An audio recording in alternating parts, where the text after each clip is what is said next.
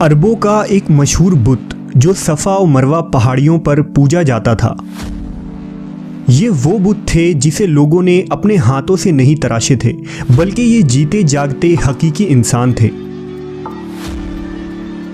انہوں نے خانہ کعبہ کے اندر ایسا کیا جرم کیا تھا جس کی وجہ سے اللہ نے انہیں ایسا خوفناک عذاب دیا جو آنے والوں کے لیے عبرت کی نشان بن گئی۔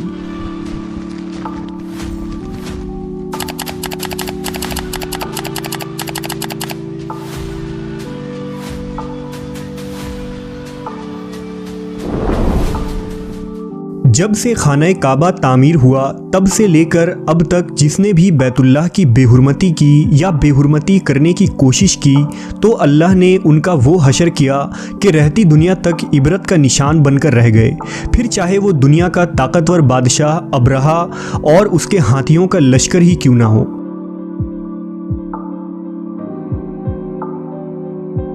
اس کے علاوہ تاریخ میں کئی ایسے واقعات ملتے ہیں کہ جنہوں نے کعبہ شریف کی بے حرمتی کی اور ان کو اللہ نے دردناک عذاب دے کر تباہ کر دیا۔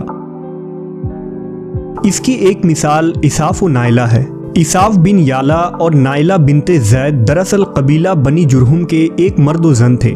نائلہ ایک خوبصورت اور حسین لڑکی تھی جو اپنے قبیلہ میں یمن کے کسی علاقے میں رہا کرتی تھی۔ یہ خوبصورت حسینہ قبیلہ بنی جرہم میں اپنے حسن کی نمائش کیا کرتی تھی۔ وہ فحش لباس پہن کر گھر سے نکلتی تھی اور قبیلہ کے نوجوان اس کے پیچھے پیچھے چلتے تھے۔ ہر کوئی اس سے تعلقات کا خواہش مند تھا۔ انہی لوگوں میں قبیلے کے سردار کا بیٹا بھی شامل تھا جس کا نام اساف بن یالا تھا۔ اساف اور نائلہ آپس میں محبت کر بیٹھے اور یہ محبت بہت ہی جلد خباثت میں بدل گئی۔ انہوں نے آپس میں ناجائز تعلقات قائم کر لیے اور جب کبھی موقع ملتا تو دونوں زنا میں مشغول ہو جاتے۔ اس طرح یہ سلسلہ یوں ہی چلتا رہا۔ جب ان کے گھر والوں کو اس کا علم ہوا تو وہ ان کے خلاف ہو گئے، جس وجہ سے ان کے ملنے پر پابندی لگا دی گئی۔ ایک دفعہ کا واقعہ ہے کہ بنی جرہم کا ایک قافلہ حج کرنے کے لیے مکہ کے لیے روانہ ہوا تو یہ دونوں بھی اس قافلے کے ساتھ حج کے لیے چل دیے۔ قافلہ مکہ پہنچا اور یہ حج کے ایام تھے۔ انہی دنوں کا واقعہ ہے کہ ایک روز کعبہ میں لوگوں کی تعداد بہت ہی کم تھی اور آس پاس کوئی بھی موجود نہ تھا، لہذا شیطان نے ان کے دلوں میں وسوسہ ڈالنا شروع کر دیا۔ وہ دونوں خانہ کعبہ میں داخل ہو گئے اور اس تنہائی کے عالم میں زنا کرنے لگے۔ ان کے اس خباثت اور کعبہ کی بے حرمتی پر زمین اور آسمان کانپ اٹھا۔ سمندر کی موجیں جوش مارنے لگی اور اللہ کی طرف سے عذاب نازل ہو گیا۔ ہوا یوں کہ جب وہ خانہ کعبہ کے اندر بدفعلی کر رہے تھے تو اسی وقت ان کی روحیں قبض کر لی گئیں اور ان کے گوشت پوشت کے جسم پتھر کے بنتے چلے گئے۔ یہ لمحہ انتہائی خوفناک اور عجیب و غریب تھا۔ دو زندہ انسان عذاب الہی کے تحت اب پتھر کے بن چکے تھے۔ کچھ دیر بعد جب بنی جرہم کے لوگ کعبہ کے قریب آئے اور بیت اللہ کے دروازے کو کھولا تو دونوں بدبخت برہنہ حالت میں پتھر بنے کھڑے تھے۔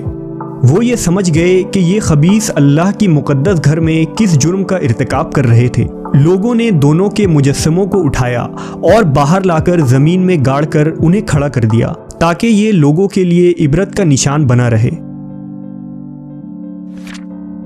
کچھ دن گزرنے کے بعد مکہ کے لوگوں نے اساف کے بت کو اٹھا کر کوہ صفا کے مقام پر رکھ دیا اور نائلہ کے بت کو اٹھا کر کوہ مروہ کے مقام پر رکھ دیا۔ صفا و مروہ دراصل دو پہاڑی ہیں جو حرم کعبہ کے بالکل قریب ہی ہیں۔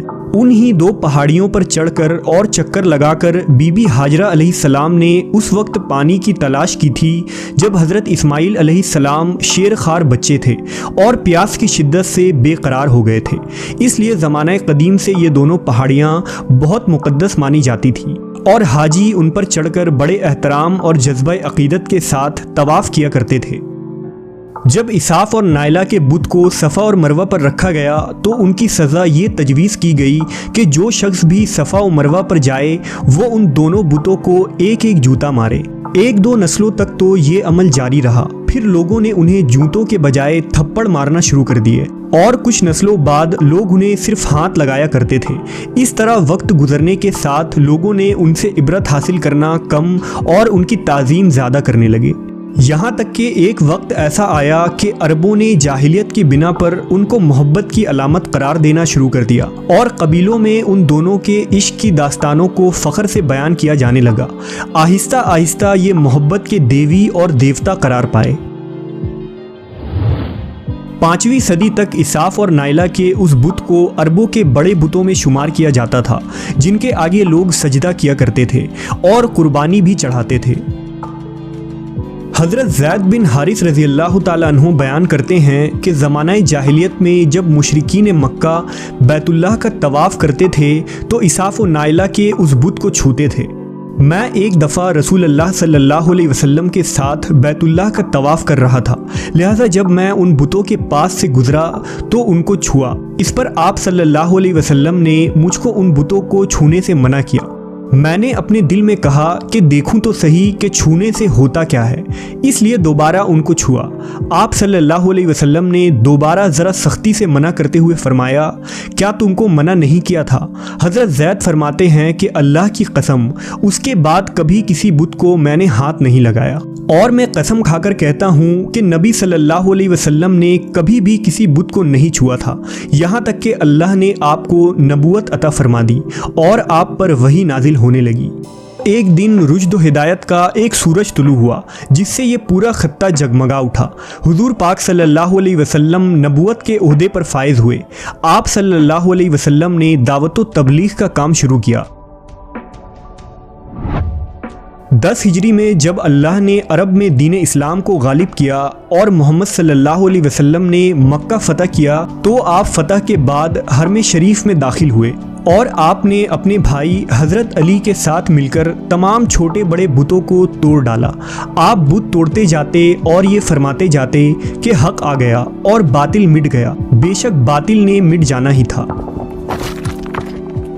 यहाँ तक कि खाना काबा तमाम बुतों से पाक हो गया। फिर आप सफ़ा और मरवा पर तशरीफ़ ले गए और इसाफ व नाइला के उस बुत को अपने मुक़द्दस हाथों से तोड़ डाले।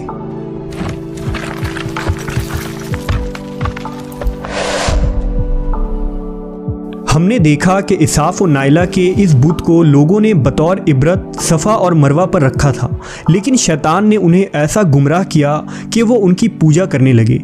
सिर्फ यही नहीं बल्कि ज़िना जैसे बदतरीन जुर्म जिसे काबा शरीफ के अंदर किया गया था, लोग इस दास्तान को फ़ख्र के तौर पर बयान करने लगे।